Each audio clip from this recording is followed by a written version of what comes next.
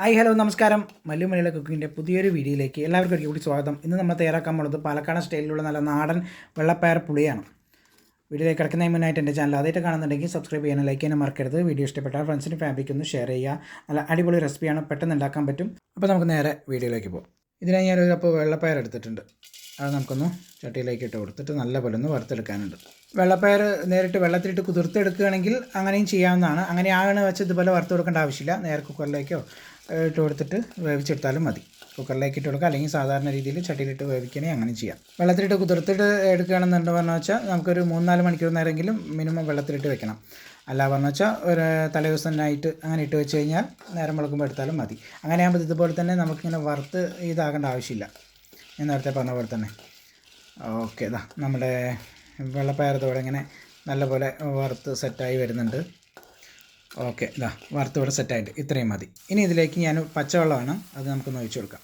ഇതെന്താ ചെയ്യുന്നത് പറഞ്ഞു വെച്ചാൽ നമുക്ക് ഇങ്ങനെ ചെയ്യുമ്പോൾ നമുക്ക് പെട്ടെന്ന് ഉടഞ്ഞു പോവില്ല. നമ്മുടെ ഈ വെള്ളപ്പയർ ഉടയാണ്ട് കറക്റ്റ് നല്ല രീതിയിൽ കിട്ടും. ഇനി ഞാൻ കുക്കറിലേക്ക് കഴുകി വൃത്തിയാക്കിയ നമ്മുടെ ഈ വെള്ളപ്പയർ എന്നിട്ട് കൊടുക്കുന്നുണ്ട്. ഇനി നമുക്കിതിന് വേകാൻ ആവശ്യമായിട്ടുള്ള വെള്ളം ഒഴിച്ച് കൊടുക്കാം. അത് മുങ്ങി നിൽക്കുന്ന ഭാഗത്തിന് വെള്ളം ഒഴിച്ച് കൊടുക്കുന്നുണ്ട്. ഇനി ഇതിലേക്ക് 1 ടീസ്പൂൺ കല്ലുപ്പാണ്, അത് നമുക്ക് ചേർത്ത് കൊടുക്കാം. ഇനി നമുക്കൊന്ന് അടച്ച് വെച്ചിട്ട് ഒരു 4 വിസിൽ വരുന്ന വരയ്ക്ക് നല്ലപോലെ ഒന്ന് വേവിച്ചെടുക്കാം. ഇതിപ്പോൾ ഞാൻ എൻ്റെ ഇവിടുത്തെ കുക്കറിൻ്റെ അളവിനനുസരിച്ച് 4 വിസിലെന്ന് പറഞ്ഞത്. നിങ്ങളുടെ അവിടെ എങ്ങനെയാണ് പറഞ്ഞു വെച്ചാൽ അതിനനുസരിച്ച് ചെയ്യാവുന്നതാണ്. പ്രഷറെല്ലാം പോയിട്ടുണ്ട്. ഇനി ഞാൻ തുറന്ന് നോക്കുന്നുണ്ട്. ഇതാണ്ടോ നമ്മുടെ വെള്ളപ്പയർ ഇവിടെ സെറ്റായിട്ടുണ്ട്.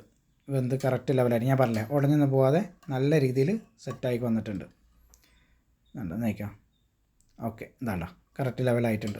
ഈ ഒരു ലെവലിൽ കിട്ടിയാൽ മതി. ഇനി ഞാൻ ഒരു മിക്സിയുടെ ജാർ എടുത്തിട്ടുണ്ട്. അതിലേക്ക് 1 കപ്പ് തേങ്ങയാണ് ചിരകിയത്, അതിട്ട് കൊടുക്കുന്നുണ്ട്.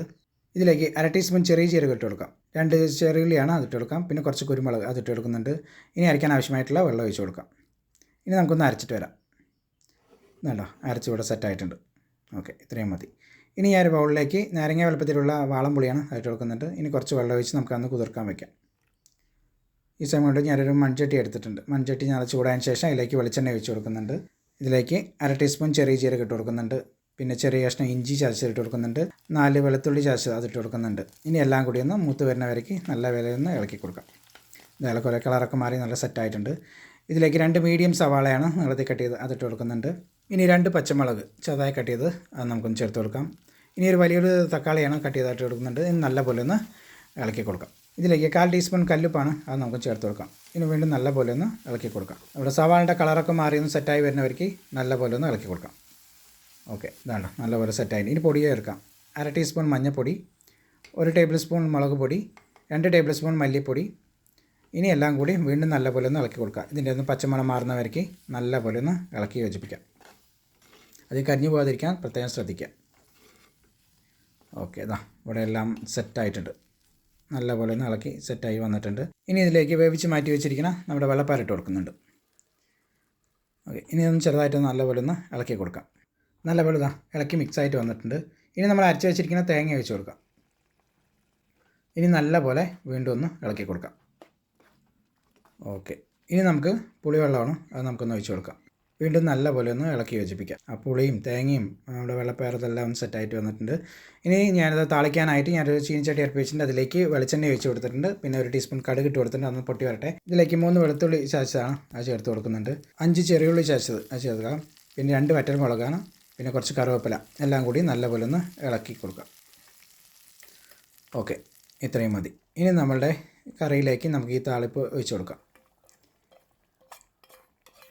ഓക്കെ, ഇത്രയേ ഉള്ളൂ. ഇനി നല്ലപോലെ ഒന്ന് ഇളക്കി യോജിപ്പിക്കാം. ഇത്രയേ ഉള്ളൂ. നമ്മുടെ വെള്ളപ്പയർ പുളി ഇവിടെ റെഡി ആയിട്ടുണ്ട്. പാലക്കാടൻ സ്റ്റൈൽ നല്ല നാടൻ രീതിയിലുള്ള വെള്ളപ്പയർ പുളിയാണിത്. മസ്റ്റായിട്ട് ട്രൈ ചെയ്യണം. നല്ലൊരു അടിപൊളി റെസിപ്പിയാണിത്. ഇതുപോലെ നിങ്ങളൊന്ന് ഉണ്ടാക്കി നോക്കിയിട്ട് അഭിപ്രായം ഒന്ന് കമൻറ്റ് ചെയ്യുക. ഓക്കെ, പുതിയ റെസിപ്പി ആയിട്ട് അടുത്ത വീഡിയോയിൽ കാണാം. താങ്ക്